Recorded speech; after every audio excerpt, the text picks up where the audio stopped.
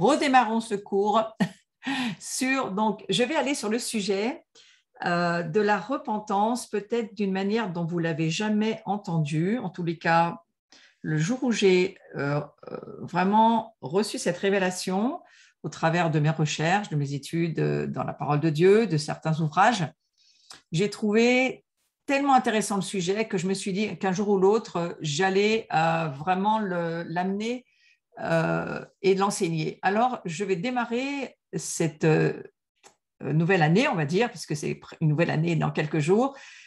Eh bien, je vais aller sur le ministère de Jean-Baptiste et sur le fait que lui, il a été vraiment porteur du changement dont, hélas, beaucoup de chrétiens ne comprennent pas le sens du message de Jean-Baptiste. Alors, je vais essayer de vous amener sur ce chemin qui vous intéressera, je l'espère.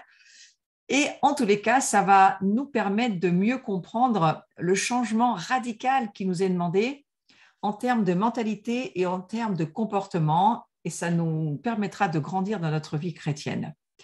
Parce qu'il faut bien connaître par l'esprit le message de Jean-Baptiste, pas sous la loi, pas par le légalisme, parce que c'est bien souvent comme ça qu'il est compris, c'est dommage, ce n'est pas le but. Et je vais aller sur le fait que c'est un fils miraculeux, hein, Jean-Baptiste, du prêtre Zacharie et d'Élisabeth, qui était un couple âgé. Il était aussi cousin germain de Jésus, donc vous voyez, c'est quelqu'un d'important. Et cet apôtre de la repentance, il est le seul qui apparaissent à la fois dans l'Ancien et le Nouveau Testament. Donc, c'est ce que je trouve intéressant parce que nous aussi, nous sommes en changement de saison, en changement d'air, on pourrait presque dire ça comme ça. Et je trouve intéressant de réfléchir à la manière dont Jean-Baptiste nous a fait passer son message. Donc, Jésus lui-même, il a dit qu'il n'y avait personne de plus grand que lui parmi les hommes. Donc, c'est quand même, on peut dire, quelqu'un d'important, hein, Jésus le dit lui-même. Même le Coran, les musulmans, ils reconnaissent l'intégrité du prophète Jean-Baptiste et de son appel à la repentance. Il n'y a pas de problème pour eux. Et Jean-Baptiste n'avait qu'un seul message, la repentance, mais en vue d'obtenir le royaume de Dieu. Et c'est souvent ce qui est oublié. Jean-Baptiste, il veut nous aider à rentrer dans la dimension du royaume de Dieu. Et tout ce qu'il a dit, c'est vraiment en lien direct avec, et même parfois indirect, avec l'idée de ce changement radical comme moyen d'entrer dans le royaume. Et pour comprendre son message, eh bien, il n'avait pas pour sujet la repentance en soi, mais la repentance dans un but bien précis, bien écrit dans la parole de Dieu, car le royaume des cieux s'est approché de nous. C'est pour ça qu'il va falloir qu'on change de mentalité et qu'on on repente de là où nous venons, sans quoi nous ne pourrons pas rentrer dans la dimension du royaume.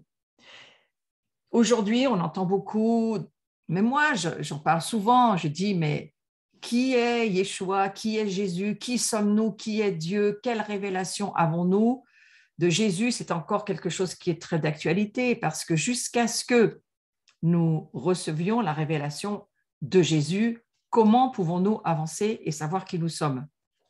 Et la révélation de Jésus, vous comme moi, hein, notre révélation, eh bien, elle avance, elle est en chemin, elle grandit, c'est normal. On ne voit pas aujourd'hui dans notre manière d'appréhender Jésus, le même Jésus qui a 30 ans ou 40 ans, et puis en grandissant dans notre vie chrétienne et en approfondissant la parole de Dieu, évidemment, on a une vision qui change et c'est très important. Alors, le royaume des cieux, il s'est approché de nous, c'est vraiment le sujet de Jean-Baptiste. Et ça signifie que le royaume des cieux, il est à nos portes et que nous devrions changer radicalement, sinon nous ne serons pas capables d'y adhérer et de recevoir cette bonne nouvelle. On ne la comprendra pas, cette bonne nouvelle. Et peut-être qu'il est question de cette difficulté de recevoir cette révélation aujourd'hui, quand on voit, en tous les cas, l'Église où elle en est, on peut se poser la question, et même pour nous, on se pose la question, est-ce que moi-même, je vis dans une vie qui me permet de dire je suis vraiment entrée dans le royaume de Dieu et j'œuvre et je fais les œuvres du royaume de Dieu. On doit se poser cette question. C'est important de porter du fruit.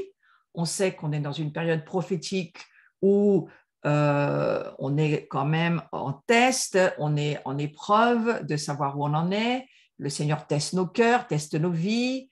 Il y a une attente de la part de Dieu de savoir avec qui il peut vraiment collaborer, travailler avec nous, jusqu'où on veut aller. Il y a cette période de... on est vraiment sur l'ère de battage et puis Dieu est en train de trier à la fois nous et à la fois les nations. Quelles seront les nations brebis? Quelles seront les nations boucs? On doit se poser toutes ces questions nous aussi. C'est toute l'histoire de la fin des temps. Alors, Dieu nous dit de revenir à la repentance. Si vous n'avez pas lu ce livre magnifique de Natasha Grobutch, lisez-le sur la repentance. C'est un très bon livre et il nous permet de faire le tour de nos lignées, d'aller dans les prières profondes de nos vies. Nous avons besoin de creuser encore et encore nos vies pour laisser le Saint-Esprit nous montrer ce que nous avons besoin d'y voir. Ça ne s'arrête jamais, il faut continuer. C'est notre chemin de sanctification. Mais la mission de Jean, elle était de faire en sorte que le peuple puisse bénéficier au maximum des bienfaits à la fois du roi et puis du royaume, parce qu'il ne parle pas seulement du roi, Jean-Baptiste, mais il parle du royaume de Dieu. Et le message de la repentance, il est souvent perçu comme une rengaine religieuse qui ne fait que, eh bien, il faut nous rappeler nos péchés et y revenir, et encore y revenir, et encore y revenir. Et revenir à nos iniquités et revenir aux autres fautes continuellement. Et ça semble ne plus vouloir même être prêché parce qu'au bout d'un moment, tout le monde en a marre de prêcher ça, il faut quand même le dire. Mais combien de temps on va revenir sur ces péchés sans arrêt, sans arrêt? Bon, alors, moi, je crois qu'il faut suivre le Saint-Esprit. C'est quand même tout le but d'une vie en Christ, c'est de marcher par l'Esprit, pas par la chair ni par autre chose que l'Esprit Saint. Ceci dit, c'est vrai qu'il faut quand même avancer. Et la mauvaise interprétation qui a été faite, selon moi, de la façon de comprendre la repentance, eh bien, c'est peut-être à l'origine de cette négligence, hein, parce que si on ne comprend pas vraiment pourquoi il faut creuser nos vies, si on n'a pas de sens, de but, à savoir pourquoi il faut vivre cette purification, cette sanctification, ce nettoyage, alors on ne va pas le faire. On ne va tout simplement pas le faire parce que ça va nous lasser, ce qui est le cas de beaucoup de gens. On remarque quand même dans les cycles qui reviennent sans arrêt avec les fêtes de l'Éternel que, évidemment, Pâques, puis ensuite, alors Pessah, Shavuot, Pentecôte, puis ensuite Sukkot, la fête des tabernacles, eh bien ça revient aussi sans arrêt. Et entre Shavuot et Sukkot, on va y entrer, hein, cette période de la nouvelle année civile pour Israël, cette nouvelle tête de l'année, on va dire civile, et puis on va ensuite aller à Yom Kippour, et puis on va ensuite aller, alors ça c'est le livre dont je viens de vous parler de Natasha Grobutch, si vous ne l'avez pas lu, lisez-le, c'est très intéressant. Il faut vraiment purifier votre lignée générationnelle. Moi-même, je l'ai fait, hein, j'ai lu toutes les prières qu'elle dit à la fin de son livre, et c'est très, très bien, et c'est vraiment intéressant. Donc, c'est un livre, je crois, qui est aussi une direction prophétique pour ce temps que nous traversons, qui est une transition, on est en transit en ce moment, entre, eh bien, oui, on va dire, la saison qui se termine, dans laquelle nous sommes tous passés, tous traversés, et puis la saison qui est devant nous, dans laquelle nous sommes en train d'entrer. Et c'est important dans ces périodes-là de bien demander au Seigneur ce qui se passe. Et aussi parce que nous entrons dans cette période de, eh bien sûr, il va y avoir la fête des trompettes après Rosh Hashanah, il va y avoir ensuite Yom Kippour, c'est très important, ce jour le plus saint de l'année, peut-être le jour où Jésus reviendra, on n'en sait rien, mais c'est certainement plus là qu'il reviendrait plutôt qu'à Noël, qui n'a rien à voir avec les calendriers hébraïques. Et bon voilà, il faut suivre cet agenda, il est important. Et on voit bien que Dieu, lui aussi, il appuie sur ce cycle sur lequel il faut toujours revenir. On ne revient pas toujours au même endroit, c'est comme des cercles qui montent et qui sanctifient nos vies, et il ne faut jamais s'arrêter de le faire. Donc, c'est important de s'encourager à se motiver les uns les autres pour que nos vies continuent de se sanctifier, parce qu'il ne faut pas s'arrêter à le faire, ça c'est sûr. Mais moi, je vais aller sur ce que je crois avoir compris de ce que Jean-Baptiste a essayé de nous faire passer comme message, et puis on pourra ensuite, quand ce cours sera terminé, d'ici, je ne sais pas, quelques cours, je ne sais pas combien de temps ça va mettre, on va voir, eh bien, on en reparlera ensemble et ça sera intéressant d'en discuter. La repentance, ça signifie en soi, ça veut dire le changement radical, hein, changement de mentalité, changement d'attitude, changement de valeur, de vision. Il y a vraiment un changement. D'ailleurs, souvenez-vous, je le dis souvent, le dénominateur commun qui ramène les 7 églises dans le livre de l'Apocalypse, ce dénominateur commun, c'est ce mot « change ». Donc, c'est important, c'est impérieux, c'est quelque chose qu'il faut laisser se mettre dans notre esprit et se mettre au travail par rapport à ça. Donc, ce changement radical, il inclut aussi, bien sûr, le renoncement au péché, je viens d'en parler, mais il n'en est pas le but ultime. Beaucoup de gens pensent que la repentance, le but, c'est de voir tous nos péchés, de faire des listes, de demander pardon, et puis ça s'arrête là. Non, certainement pas. L'Église, elle a mis l'accent sur le combat contre le péché plus que sur l'engagement de l'être humain à changer radicalement dans tous les aspects de sa vie, les aspects spirituels, affectifs, sentimentaux, moraux, quel que soit l'aspect. Nous avons besoin de comprendre. On ne peut pas, je l'expliquerai en détail dans les jours dans les cours qui viennent, mais on ne peut pas passer du royaume de ce monde, de la mentalité de ce monde, au royaume de Dieu comme ça, parce qu'on a donné notre vie à Jésus et puis, eh bien, ça s'est fait comme ça. Non, non, non. Il y a une naissance qui se fait, mais ensuite, il y a un chemin et un travail à faire aussi en nous-mêmes. Donc, le péché en lui-même, c'est-à-dire comme l'acte, n'est pas ce qui nous préoccupe vraiment, en tous les cas, dans le cours que je vais vous donner. Mais c'est plutôt ce pourquoi nous devons être préoccupés, c'est notre état naturel de pécheur qui pose problème. Parce que la nature adamique ou la vieille nature dont la Bible parle, elle est en incapacité de saisir même l'idée du royaume. Donc, on a eu ces cours précédents, on a fait, la plupart d'entre vous, vous étiez là, reprenez-les si vous avez besoin. Moi, je ne vais pas du tout aller sur la reprise de la nature adamique, à quel Adam nous sommes rattachés, qu'est-ce que ça veut dire, l'échange de nature, l'œuvre de la croix. Ça, c'est tout ce que nous avons vu ensemble dans l'année passée et les années d'avant. Mais maintenant, moi, je vais aller sur autre chose parce que je redis que Jean-Baptiste n'avait pas un message de condamnation, mais plutôt de consolation et de réconfort. Et si je vous parle de Jean-Baptiste, ça m'étonnerait que vous me disiez « Oh, c'est l'homme qui réconforte et puis qui console ». Je ne suis pas très sûre que vous m'auriez dit ça de Jean-Baptiste. Eh bien, moi, je vais vous amener une façon de voir ce que je comprends être la repentance dans le message que nous amène Jean-Baptiste. Eh bien, vous verrez très rapidement que c'est vraiment un message de réconfort, c'est un grand consolateur, Jean-Baptiste. Il amène un message de joie, il amène un message de liberté, de délivrance, d'amour et surtout d'espoir au sujet de la venue du grand roi et de son royaume parfait. Et je ne suis pas certaine que tout le monde ait ça dans la pensée en pensant à Jean-Baptiste. Jean-Baptiste, on le voit toujours avec ces espèces de peau de bête sur lui, à manger des sauterelles, à être mec comme un clou et à être dans le désert et à le pauvre avoir une vie qui est quand même pas très drôle. Et je ne crois pas que c'est ça du tout. Donc, vous voyez, l'idée, c'est, Jean-Baptiste, pour moi, c'est le royaume des cieux s'est approché de nous. C'est quand même un immense message. C'est lui qui va dire, le royaume des cieux s'est approché de nous. C'est quelque chose d'énorme, c'est plus gros que si on voyait une navette spatiale de martiens devant notre nez. Il a compris, il a reçu la révélation du royaume. Et voilà ce que nous dit Jean-Baptiste. Il nous dit, c'est la voix de celui qui crie dans le désert, préparez le chemin du Seigneur, aplanissez ses sentiers.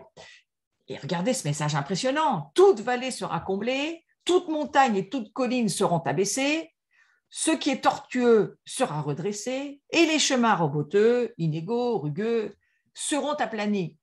et toute chair verra le salut de Dieu. Ça, c'est une prophétie impressionnante. Je trouve qu'on n'y passe pas assez de temps.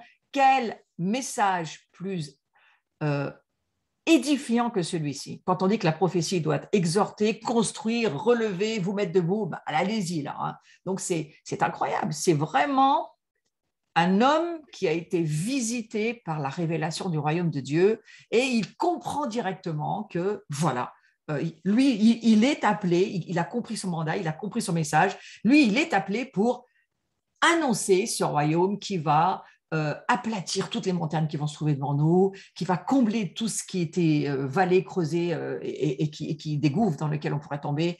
Il va, voilà, il nous annonce un royaume exceptionnel et que tout ce qui est tortueux sera redressé. Vous imaginez au potentiel tout ce qui peut être tortueux, à la fois dans la création et les créatures que nous sommes. Hein. Il ne spécifie pas. Donc, il y a là un message inspiré. Et d'où vient ce message de Jean-Baptiste? Alors, on va revenir, bien sûr, parce que je vous ai dit, c'est l'homme à la fois de l'Ancien et du Nouveau Testament.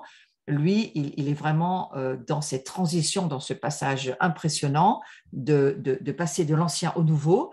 Et ça me parle beaucoup, moi, en ce moment. Il faut quitter ce vieux monde. Et je crois qu'il y a des choses, on n'y reviendra pas, et il faut se faire à l'idée. Il y a un ancien monde qui passe, et puis il y a un nouveau monde qui est en train d'arriver, et comment on va le vivre.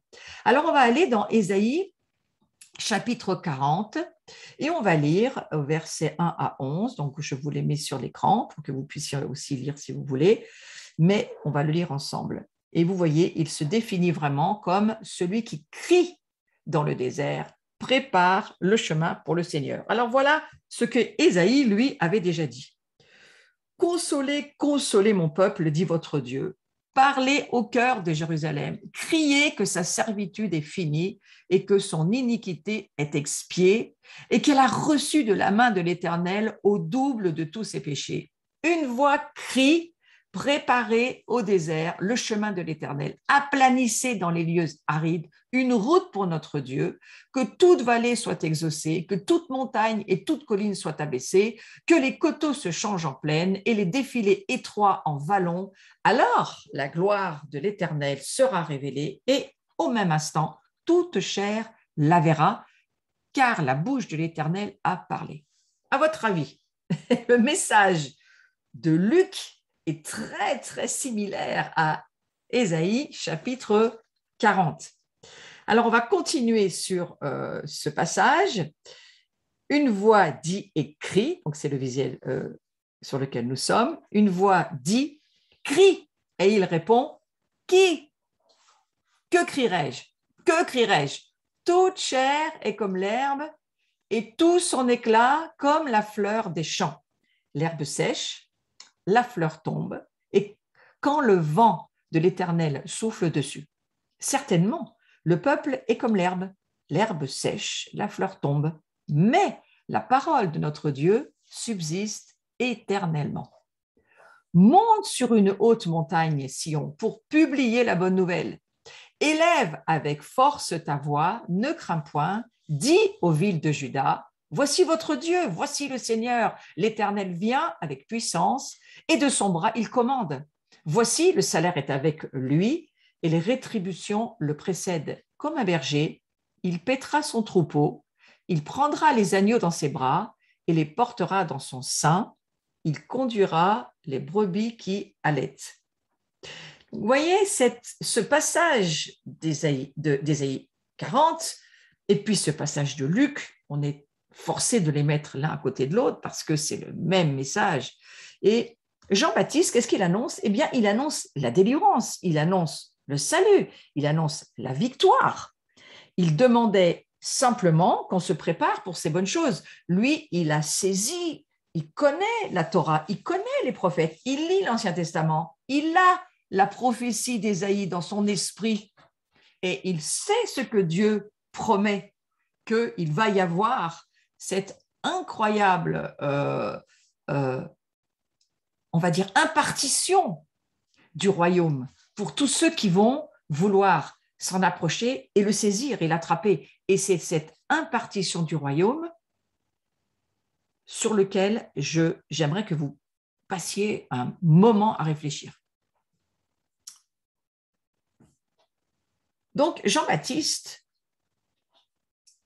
il porte ce message de libération qui nous encourage à nous préparer moralement, mentalement, en rejetant le péché, parce que l'heure est venue où toute chair, c'est-à-dire tout être humain sans exception, verra le salut, la délivrance, la guérison. C'est ce qu'il nous dit dans Luc 3, verset 6, on l'a lu tout à l'heure, toute chair verra le salut de Dieu. Comment il peut se permettre de dire ça? Mais parce qu'il a lu Ésaïe, parce qu'il a l'écriture dans son esprit, il la connaît, il a entendu Dieu lui parler, il sait exactement ce qui a été prophétisé. Et cette préparation, eh bien, c'est comme un appel à ôter les obstacles. C'est pourquoi ces textes sont vraiment magnifiques. Relisez-les, prenez-les pour vous. Prenez ces paroles et lisez-les pour votre propre vie, pour votre propre appel, pour ce que vous êtes en train de vivre. S'il y a des montagnes, eh bien, déclarez qu'elles vont se baisser pour que vous puissiez passer et faire passer en même temps, bien sûr, c'est surtout pour ça qu'elles doivent s'abaisser, le message, la bonne nouvelle, ou les dons que Dieu veut manifester là où vous vivez, ou faire passer, libérer ce que vous portez. Il faut, je crois, exactement comme le fait Jean-Baptiste, crier à ces montagnes en disant « mais abaissez-vous » parce que c'est écrit.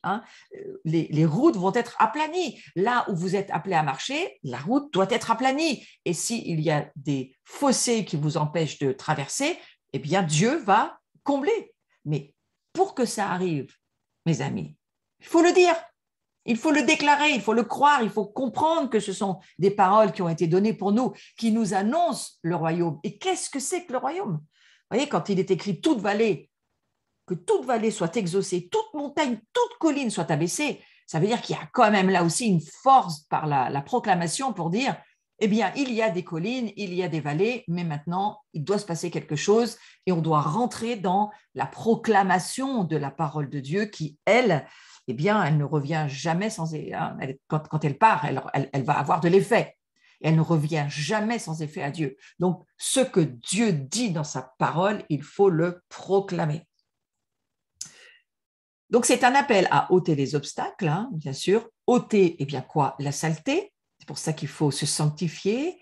Il faut laisser le Saint-Esprit nous montrer dans notre vie, dans tous ces jours que nous allons traverser, qu'est-ce qui doit changer en nous, qu'est-ce qui doit se transformer. Il faut mettre des vêtements propres par le moyen de la repentance. C'est à ça qu'elle nous sert, cette repentance. Elle nous sert à nous purifier, à nous sanctifier, à déclarer ce que Dieu dit, à reconnaître ce que Dieu dit. Si nous ne sommes pas en accord avec ce que Dieu dit, eh bien, il faut le reconnaître et vraiment, il faut voir que si nous pensons d'une manière différente que ce que nous dit la parole de Dieu, entre guillemets, nous péchons. Donc, c'est là où la repentance, elle a évidemment toute la puissance de transformation.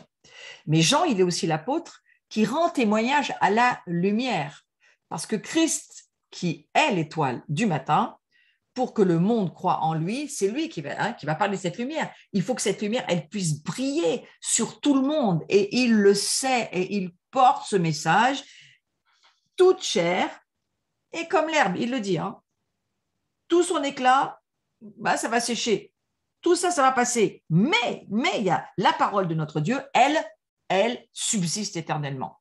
Et c'est cela qui est la lumière pour nous. La lumière sur notre sentier, c'est la parole de Dieu qui subsiste éternellement. Donc, ce verset qui se trouve dans ce chapitre, Ésaïe, chapitre 40, extrêmement important, parce que c'est un fondement de foi pour nous. Cette parole qui subsiste éternellement et qu'il faut monter sur la montagne haute et il faut publier cette parole. Donc, il faut la publier sur nos vies, il faut la publier sur nos circonstances, il faut la publier sur ce que nous traversons, sur nos combats. Il faut publier cette parole parce que c'est une certitude. Nous préparons un chemin, nous-mêmes, nous sommes Christ en nous, le chemin pour beaucoup d'autres personnes, et il faut travailler à ce que ce chemin soit aplani au travers de la foi en professant la parole de Dieu. Donc, je vais nous emmener sur le chemin du désert, de l'esclavage, on va dire, à la royauté, parce que c'est bien là que Jean-Baptiste nous emmène. Il nous emmène sur ce chemin-là. Ce n'est pas un chemin de repentance pour avoir toujours la tête dans le sable et puis se repentir sur… Non, non, lui, c'est pas ce qu'il veut. Il veut nous amener à passer d'un royaume à un autre et il veut qu'on puisse rentrer, s'approprier, prendre, attraper toutes les promesses du royaume de Dieu. C'est ce que Jean-Baptiste essaye de nous faire comprendre. On va lire Ésaïe chapitre 43, verset 19. Vous le connaissez, ce verset, mais on va le mettre dans ce contexte-là. Voici, je vais faire une chose nouvelle, sur le point d'arriver. Ne la connaîtrez-vous pas? Je mettrai un chemin dans le désert et des fleuves dans la solitude. Il est celui qui crée le chemin dans le désert, les fleuves dans la solitude. Ça aussi, c'est une parole impressionnante pour nous. Quelle prophétie impressionnante. Il y a des déserts, mais il y aura un chemin.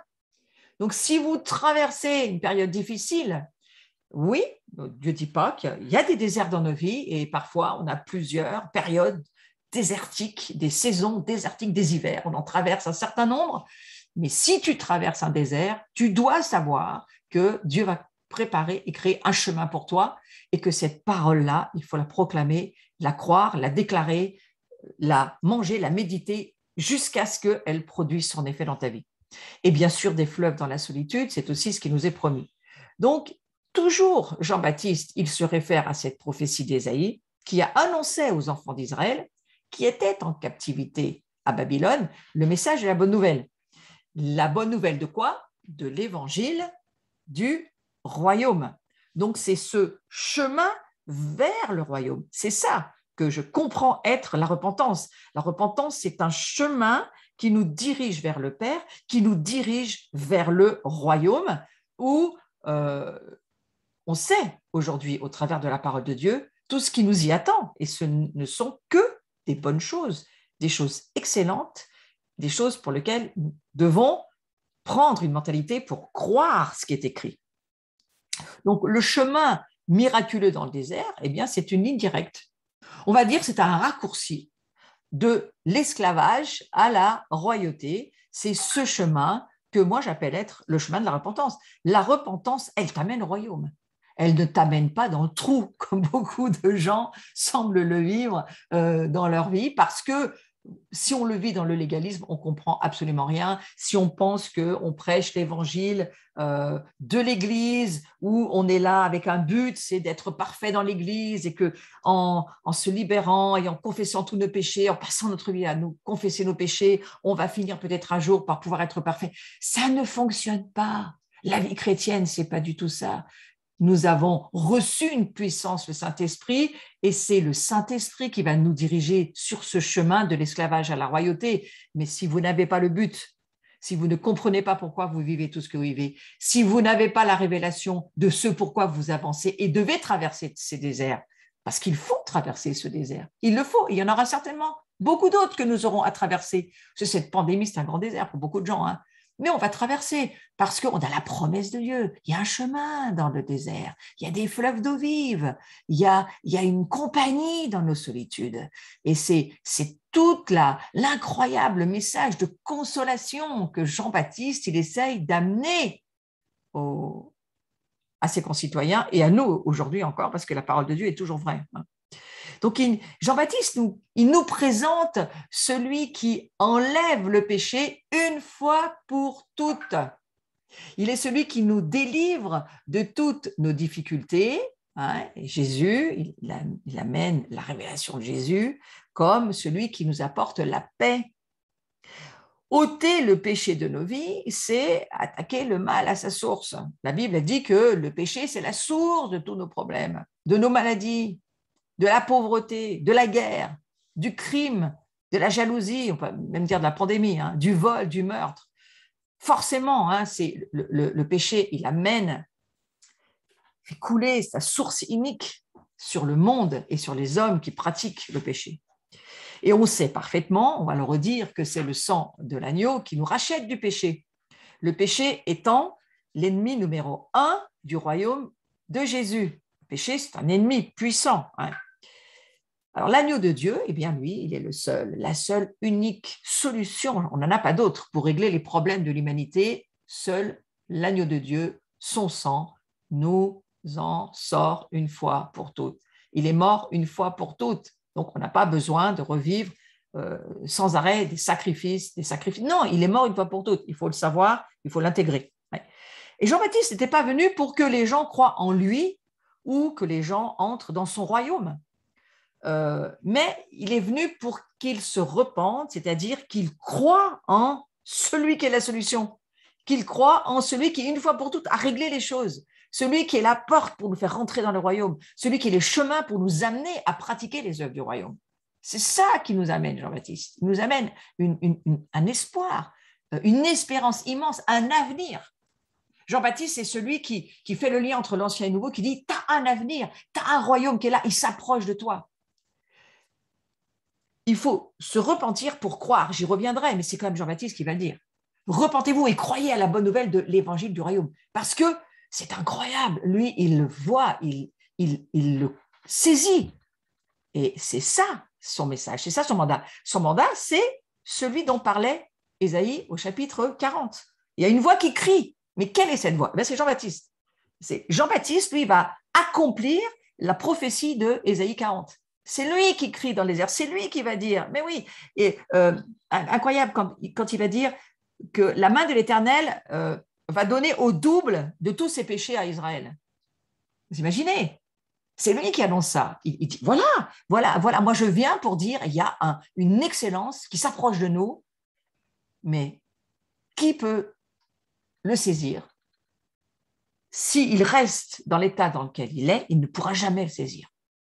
Parce qu'un pécheur ne peut pas se saisir de la sainteté. C'est impossible. Il faut qu'il se voie saint pour pouvoir vivre dans la sainteté. Ça, c'est tout le message de Jean-Baptiste sur lequel on va aller, qui est franchement extrêmement passionnant. Donc voilà, Jean-Baptiste va dire, il y a un royaume qui vient et il faut devenir citoyen de ce royaume. C'est extrêmement important. C'est ça le but, c'est ça, c'est faire partie de ce royaume et comprendre que vous en êtes citoyen. Il ne travaillait pas pour sa propre gloire, jamais il a travaillé pour sa gloire, il voulait s'effacer pour que la gloire du royaume soit plus visible. La repentance telle qu'elle est prêchée par Jean-Baptiste, elle implique un effacement de soi total, effacement de soi, mais vraiment total, pour que Jésus et son royaume prennent en nous toute la place. Jean-Baptiste, il est celui qui fut contemporain du Messie, il préparait la voie du Christ et il fut le messager qui précède le roi, parce que c'est lui qui saisit, mais d'une façon forte, pour que son règne vienne. Lui, il comprend que le roi vient régner et que nous sommes appelés pas seulement à accepter le roi, mais à comprendre qu'il faut entrer dans son royaume. Ce n'est pas seulement le roi Jésus, ce n'est pas seulement le chef de l'Église, mais il faut entrer dans ce royaume. Et c'est tout l'objet de son message. La mission du prophète, c'est de préparer les habitants à ne pas manquer la venue du roi. Ça, c'est une chose. Et surtout, à ne pas rater l'occasion unique de sa visite. Et c'est ça qui tient le message de Jean-Baptiste. Ne ratez pas ce royaume, ne ratez pas la venue du roi, ne ratez pas ce roi qui arrive. C'est pour ça qu'il crie. Il crie, préparez un chemin, préparez, parce que je vous promets, il est là et il va bientôt être là. Et si vous ne le reconnaissez pas, vous allez rater le roi et le royaume. Qu'est-ce qui s'est passé pour Israël? Et il n'y en a pas beaucoup qui ont reconnu le roi et le royaume. Et pour nous-mêmes, c'est un message qui me semble extrêmement important parce que nous-mêmes, il faut nous préparer. Ce roi et ce royaume, à quoi ils ressemblent? C'est qui? Ça va être comment? Qu'est-ce qui se passe? Quand on entend un certain nombre de choses autour de nous en ce moment, tout ce qu'on entend, qu'on met sur le dos de Dieu avec ce qui nous arrive, même certains chrétiens, c'est juste, ça fait froid dans le dos, je veux dire. Lisez ce que Dieu promet dans sa parole. Si on connaît Dieu, on ne peut pas faire dire n'importe quoi à Dieu et dire que Dieu fait aussi n'importe quoi. Hein, vous savez de quoi je parle en ce moment, ce qu'on traverse. Le message de Jean-Baptiste, c'est une bonne nouvelle.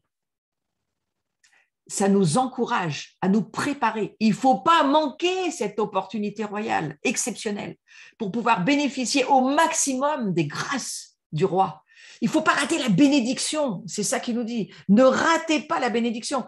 Il nous présente celui qui enlève le péché une fois pour toutes. J'y reviens, il est celui qui nous délivre de toutes nos difficultés. Il nous apporte la paix, j'ai déjà dit. Et vraiment, il est venu pour que les gens entrent dans ce royaume. La repentance, telle qu'elle est prêchée par Jean le Baptiste, elle met en avant Christ et lui, il s'efface. Et c'est aussi ce que nous, on doit faire.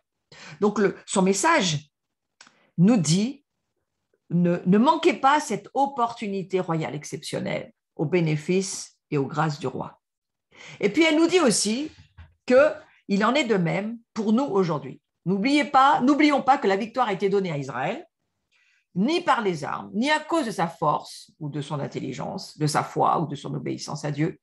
Non, Israël n'a rien à voir avec tout ça, parce que déjà, ils n'ont pas réussi à faire tout ça, mais Israël a simplement bénéficié, c'est-à-dire bénédiction, bénéficier de la grâce du sacrifice de l'agneau. Et nous, c'est la même chose. Donc pour nous, aujourd'hui, la même chose. Nous avons vaincu le péché et le diable, certainement pas grâce à nous, mais grâce au sang de l'agneau. Et c'est ce que dit Jean-Baptiste. Voici l'agneau de Dieu qui ôte le péché du monde. Mais Jean-Baptiste, il l'a reçu en révélation. Et nous aussi, il nous faut cette révélation dans ces jours. Nous aussi, il faut que nous soyons convaincus et que nous connaissions Dieu et que nous connaissions Jésus dans tout ce que la parole de Dieu nous en dit. Donc, notre combat, c'est celui de croire Dieu, de marcher dans la victoire de Jésus. Notre lutte, elle est spirituelle. Et c'est ce changement de mentalité qui va nous permettre de pouvoir obéir à la volonté parfaite de Dieu. L'important, c'est quoi? C'est l'obéissance. L'obéissance vaut mieux que les sacrifices. C'est l'obéissance. Et Dieu attend de son Église, de son peuple, des nations d'Israël, attend l'obéissance. C'est ça que Dieu attend. Et la repentance, c'est un refus d'appartenir au camp des perdants. Moi, c'est ce que je comprends. Il faut refuser d'appartenir au camp des perdants. Et il faut désirer avoir une connexion avec le camp des victorieux. Et tout ça par la foi. Donc, ce n'est pas pour le moment le fait de le voir forcément, mais c'est croire ce que Dieu dit, au-delà de ce que nous, on peut voir dans le monde naturel. On ne marche pas par la vue, on marche par la foi. Donc, on doit répondre à l'appel de Jean-Baptiste, qui consiste à reconnaître Jésus comme roi et recevoir cette révélation et la déclarer, la proclamer, la croire. Il revient, pas seulement lui, mais son royaume. Son royaume. Et son royaume, c'est lui qui va l'administrer, c'est lui qui déjà est en charge de ce royaume à l'intérieur de nos vies. Le royaume, il est invisible, il est au fond de nous, il est déjà là, il n'est pas encore, bien sûr, complètement là.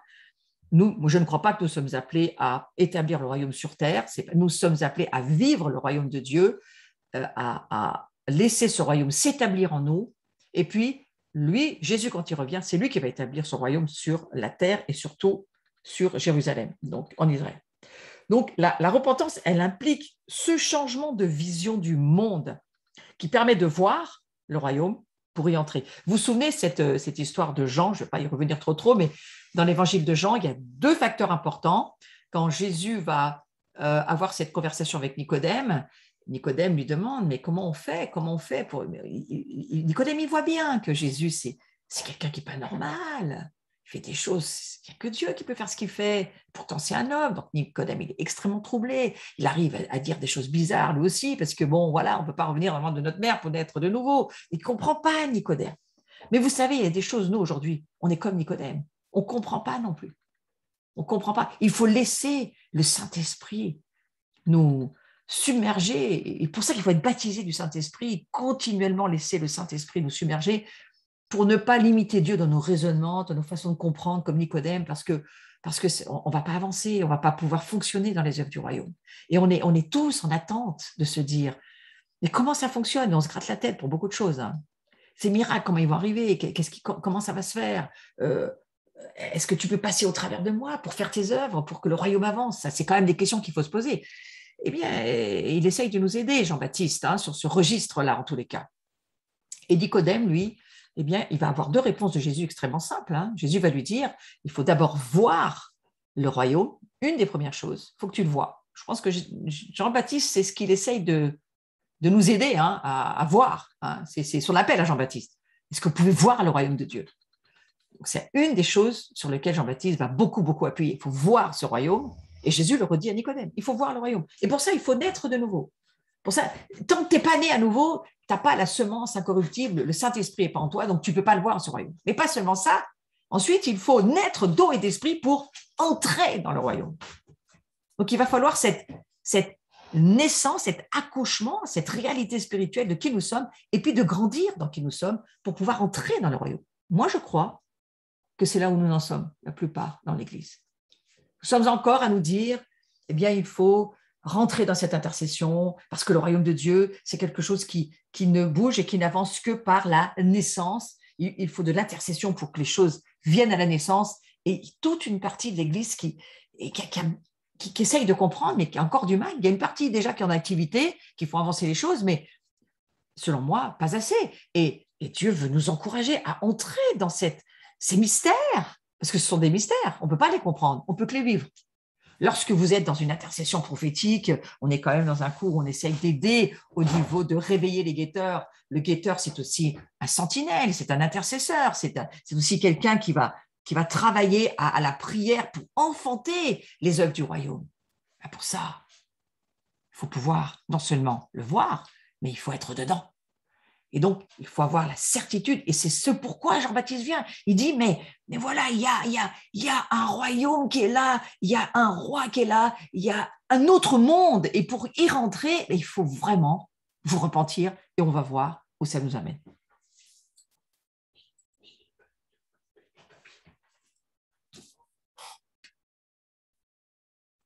Alors, cet appel au changement, qui consiste à voir Jésus-Christ comme le Sauveur et le Seigneur du monde, ça doit nous rappeler que la bonne nouvelle de l'évangile du royaume de Dieu est au milieu de nous.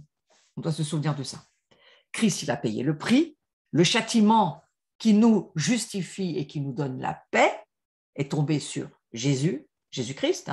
Et donc, par ses meurtrissures, nous sommes guéris. C'est ce que nous dit la parole de Dieu. Alors, la repentance, c'est une vraie bonne nouvelle. On va lire Ésaïe chapitre 1, au verset 16 à 19. C'est un chapitre que j'aime énormément, ce chapitre 1 d'Ésaïe. C'est là où Dieu nous dit qu'il y a un reste qui s'est gardé. Il nous a conservé un reste. Pendant des mois et des mois, Dieu m'a parlé sur ce reste. Et vraiment, c'est intéressant. Relisez ce chapitre 1 d'Ésaïe et vous verrez combien c'est encourageant et édifiant de faire partie de ce reste dans tous les cas. Alors, nous avons besoin de nous encourager, de dire nous sommes ce reste. Eh bien, écoutez, c'est la bonne nouvelle.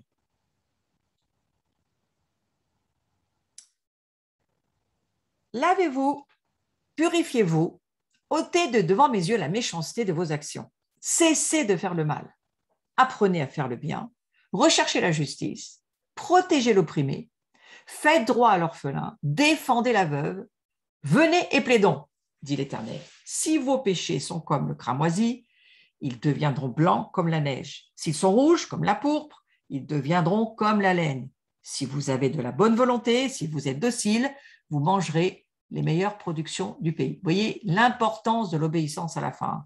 Ce que nous demandons, c'est d'avoir une bonne volonté, ce n'est pas d'y arriver, c'est juste d'avoir une bonne volonté. Et puis, voilà, d'être docile, accommodant, malléable, pour moi, c'est les qualificatifs de l'obéissance.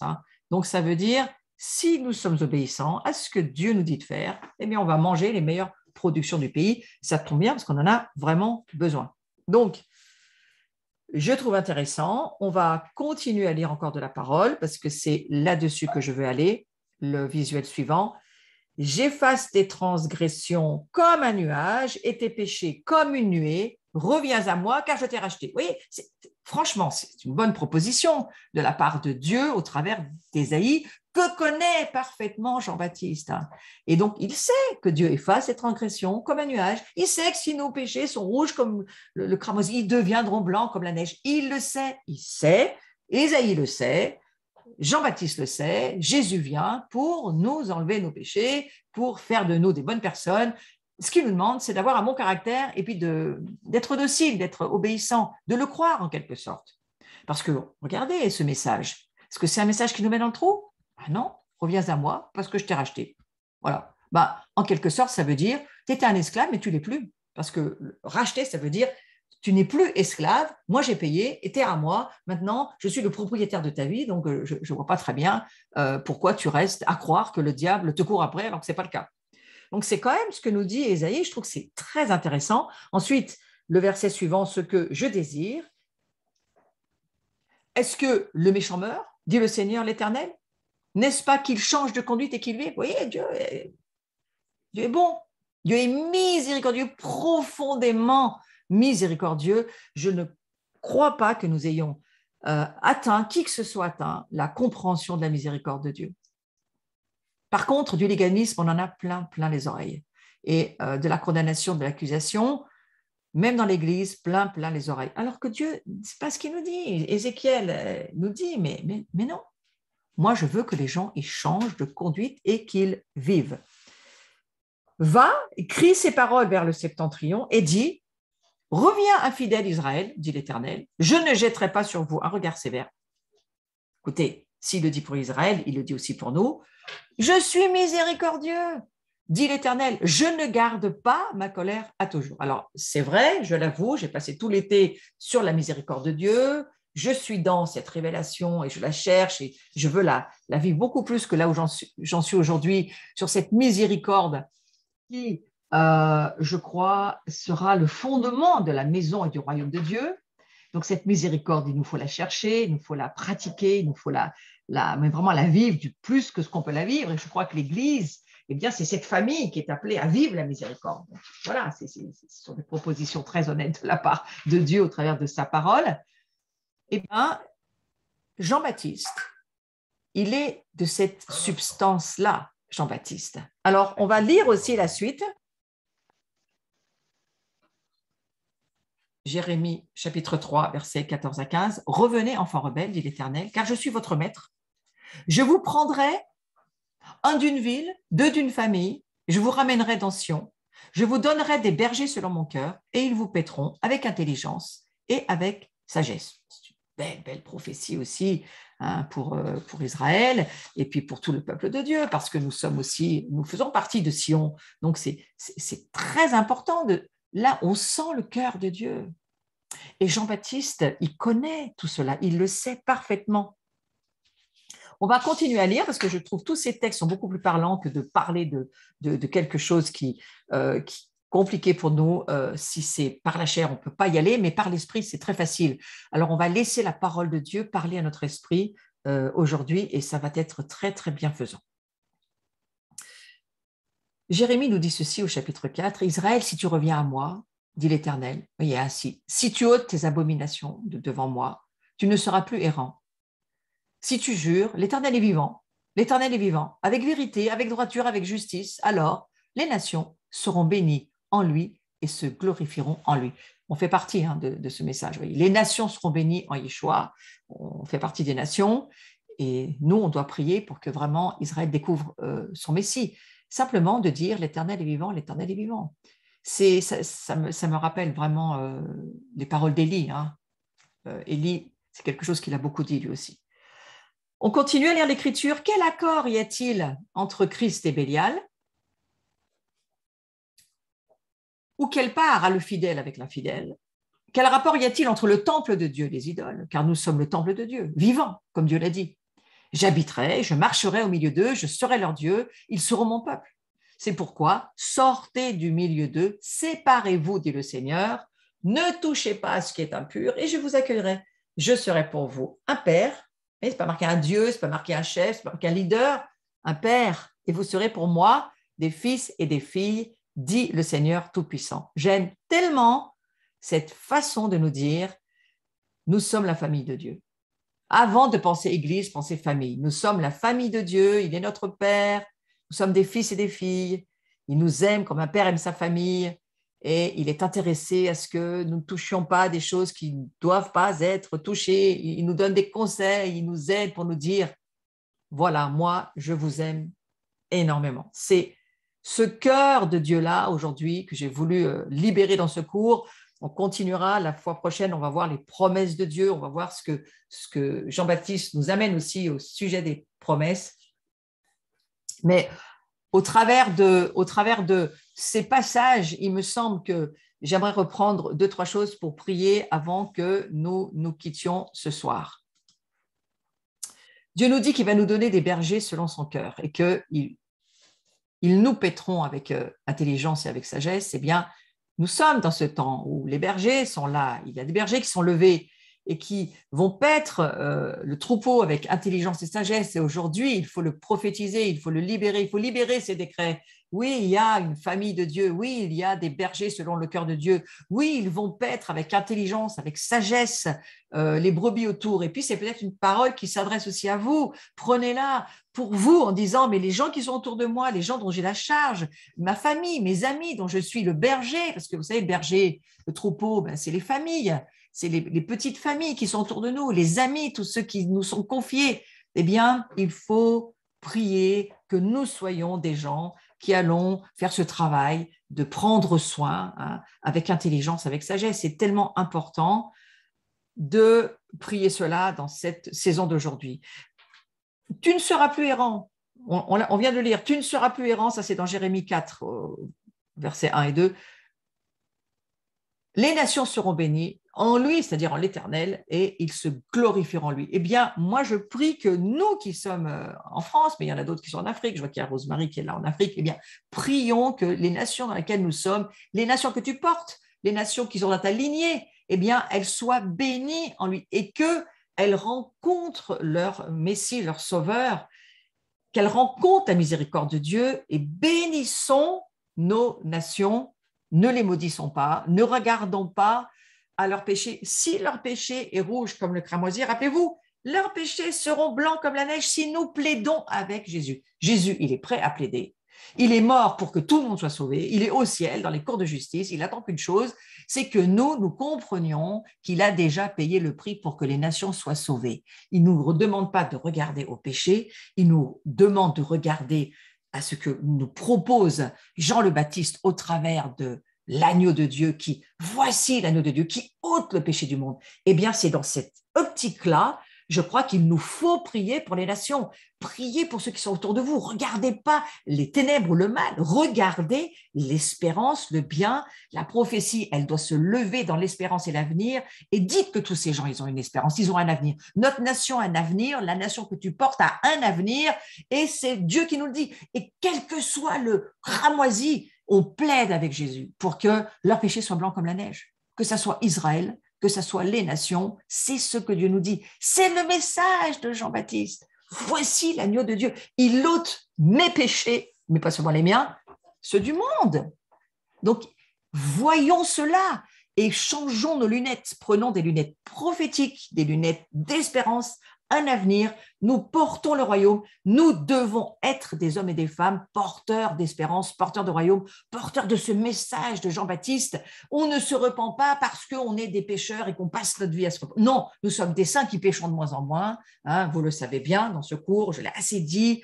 Nous sommes des saints, nous péchons de moins en moins. Nous comprenons de plus en plus que Dieu est miséricordieux. Il veut que notre message soit un message de miséricorde. Le message de Jean-Baptiste, c'est un message du changement. Nous passons de l'esclavage à la royauté, nous passons des ténèbres à la lumière, nous passons des iniquités à la sainteté, à la pureté, parce que Dieu nous aime. Et il n'y a qu'une chose à faire, y croire. Donc c'est important, je vais finir sur ce dernier verset que nous avons lu, je serai pour vous un père, vous serez pour moi des fils et des filles. Soyez des fils et des filles du Père miséricordieux. Soyez des fils et des filles du Père qui, lui, il a tous les moyens, il a la solution, il a déjà donné la solution, il a déjà accompli le salut. Aujourd'hui, c'est à nous de porter un message de salut, pas un message de désespoir, pas un message de fin des temps. Non, il y a un temps qui se termine, c'est sûr, mais parce qu'il y en a un autre qui commence. Donc, nous, on est en train de marcher sur le chemin de la foi, de voir que le royaume arrive et il y a deux chemins qui se croisent. Un temps se termine, mais parce qu'il y en a un autre qui commence. Donc, marcher sur le changement du commencement. Et pour pouvoir entrer dans le commencement, il ne faut pas seulement voir le royaume, il faut entrer dedans. Donc, commencez à prendre les lunettes prophétiques, à prendre ces versets que nous allons lire et lavez-vous, purifiez-vous, ôtez de devant mes yeux la méchanceté de vos actions. Bien sûr qu'il faut le faire, nous aussi il faut le faire, nous aussi on le prie, mais c'est pour nous ça, c'est pas pour les autres, parce que nous portons un message comme Jean le Baptiste de dire voici l'agneau de Dieu et lui il va régler toutes tes difficultés, il n'y a plus de solution. Ben, il y en a encore une, c'est Jésus, il est l'agneau de Dieu et lui c'est la solution pour le monde. Donc, je souhaite que ce message-là commence à s'imprimer vraiment dans ta pensée et que tu puisses saisir que c'est le message que tu portes, c'est celui de Jean-Baptiste. Et nous sommes en train de passer d'un monde à un autre, et bien, mes frères et mes sœurs, que nous puissions être, vous savez, la croix, elle n'a pas seulement la verticale, elle a l'horizontale, et bien que les gens nous marchent dessus pour passer d'un royaume à un autre, parce que c'est à ça qu'on va servir. Et c'est du reste très bien, ça mène au bon endroit. Donc, je prie que vous soyez encouragés, je prie que vous vous souveniez que ce message de Jean-Baptiste, eh bien, c'est vraiment pour un royaume qui vient, c'est pour quelque chose qu'on a envie de découvrir, tous ces mystères cachés en Christ, tout ce qu'on ne connaît pas mais qu'on va découvrir ensemble. Le peuple de Dieu est en attente, il a faim, il a soif et le Seigneur le sait, il l'entend, mais le Seigneur s'attend à ce que nous ayons la foi. Et la chose que Satan veut faire, je crois, c'est détruire notre foi. Donc, je prie pour que nous gardions la foi et que nous nous attendions à entrer encore plus dans ce royaume merveilleux que le Seigneur nous propose.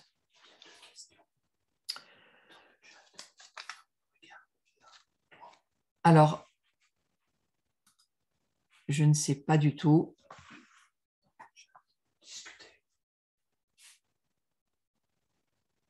Alors, je m'excuse, mais je ne vais pas répondre aux questions dans ce cours parce que ce n'est pas ma façon de fonctionner, donc je ne fonctionnerai pas sur les questions. Mon cours va s'arrêter là. Si vous avez des questions, vous les envoyez sur le site et à ce moment-là, j'essaierai d'y répondre, mais je vous avoue que je ne vais pas faire ça forcément tout le temps. Moi, j'ai envie de dire, gardez vos questions pour la fin du cours sur la repentance et gardez vos questions et cherchez à trouver des réponses. Et si vous ne trouvez pas de réponse, ou s'il y a quelque chose que vous n'avez pas bien compris, moi, je vous réexpliquerai à la fin. Ne vous inquiétez pas, il y aura des explications à ce sujet-là. Voilà. Je vous remercie en tous les cas d'avoir été là ce soir avec moi sur ce cours sur la repentance. Nous la continuerons. Bruno va nous mettre les informations sur la suite. Je vais être partie la semaine prochaine, donc il n'y a pas de cours la semaine prochaine. Ne vous branchez pas. Mais le prochain cours sera ça va venir à l'écran normalement, voilà, le 16. Voilà, donc jeudi 16, je suis avec vous. Ensuite, je repars dans une école Jeunesse en Mission Cévennes la semaine d'après. Et donc, on se retrouve le 23. Donc, vous avez les 2 jours qui sont bien écrits, le jeudi 16 et le jeudi 23, où il y aura la suite de ce cours. Ça va faire une fois tous les 15 jours. J'en suis désolée pour tout le monde, mais je suis prise dans des écoles prophétiques. Donc, c'est pour ça que je ne suis pas là. Je vous souhaite une très belle soirée. Vous pouvez retrouver tout en replay sur ma chaîne. Si vous vous êtes encore jamais abonné, merci de vous abonner, mais merci à tous ceux qui vous abonnent. J'ai passé les 300 et quelques. Je suis ravie, ça met de la visibilité. Les gens peuvent manger la parole, écouter qui ils sont en Jésus-Christ. Moi, c'est le but. Le but, c'est que d'autres puissent vraiment profiter de ces cours, soit d'1 heure, soit en 3 petites portions de 20 minutes, et que tout le monde soit béni. Je remercie tous ceux qui me bénissent. Nous sommes une bénédiction les uns pour les autres. Je vous souhaite une très belle soirée. Et n'oubliez pas, portez ce message de Jean-Baptiste. À bientôt.